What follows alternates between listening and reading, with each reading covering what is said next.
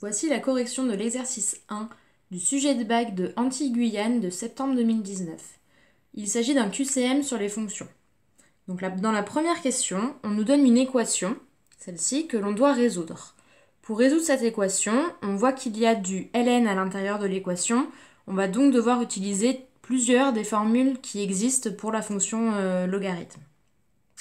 Donc première formule que l'on va utiliser, c'est celle qui va nous permettre de regrouper les deux ln ensemble. Donc c'est la formule ln de a plus ln de b égale ln de a fois b.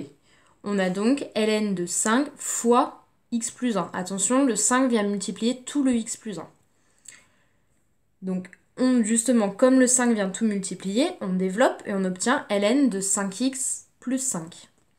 Deuxième formule que l'on utilise, il faut se souvenir que le 1, en fait, c'est égal à ln de e de 1, ou ln de e, c'est pareil, ou exponentielle de ln de 1.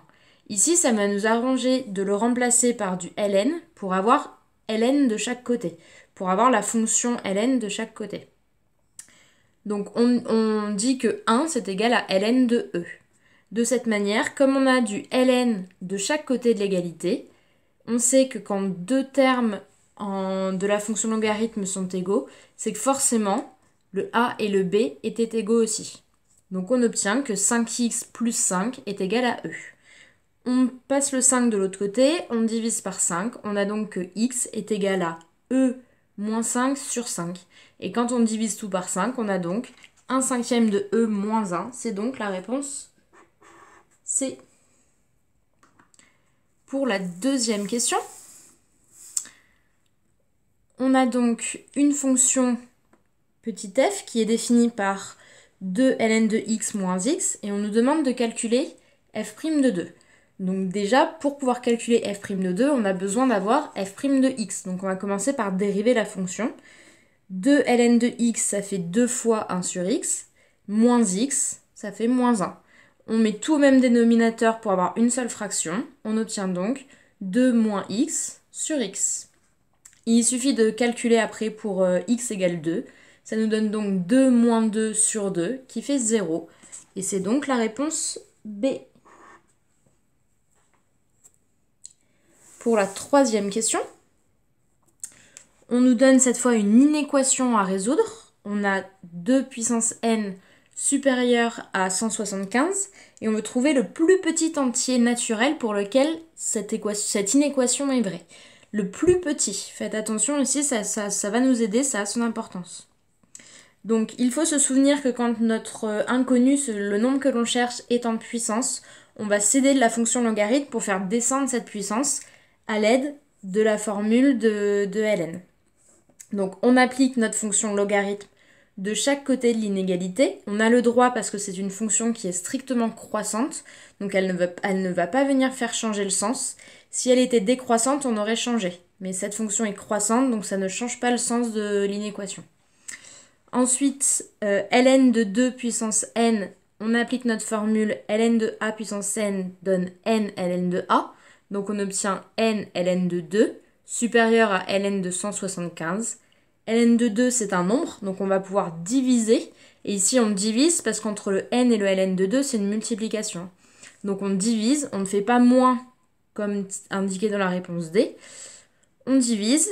Lorsque l'on calcule les deux ln, donc ln de 175 divisé par ln de 2, on obtient 7,45.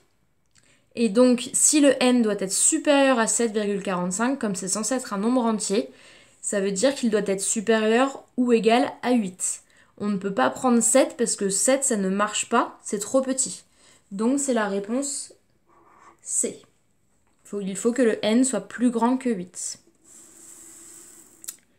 Pour la dernière question, on a très peu d'informations. On nous dit juste qu'on parle d'une fonction f qui est définie sur un intervalle moins 3 à moins 1, qu'on appelle f' sa dérivée et grand F sa primitive. C'est les seules informations que l'on a. On nous dit de plus que f' de x est positif, qu'il est supérieur à 0. Et ici, il faut se souvenir de ce schéma que je vous ai souvent fait au tableau, le lien entre f', f et grand F. On peut rajouter très bien en dessous aussi f seconde. nous, si on a des informations quant au signe de f', ça veut dire qu'en remontant sur la première primitive de f', on va obtenir les variations. Donc ça, c'est ce que vous avez l'habitude de faire dans les exercices des fonctions. On cherche le signe de la dérivée pour obtenir les variations de la fonction. Mais si on remonte encore d'un coup sur une primitive, encore d'un cran, on obtient, une fois qu'on a les variations, on obtient la concavité.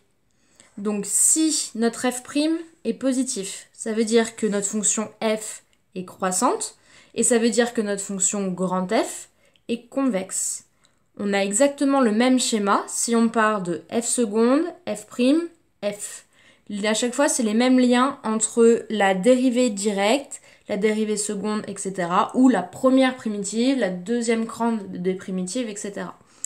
Donc nous, notre fonction primitive, notre grand F, il est convexe et donc c'est la réponse C.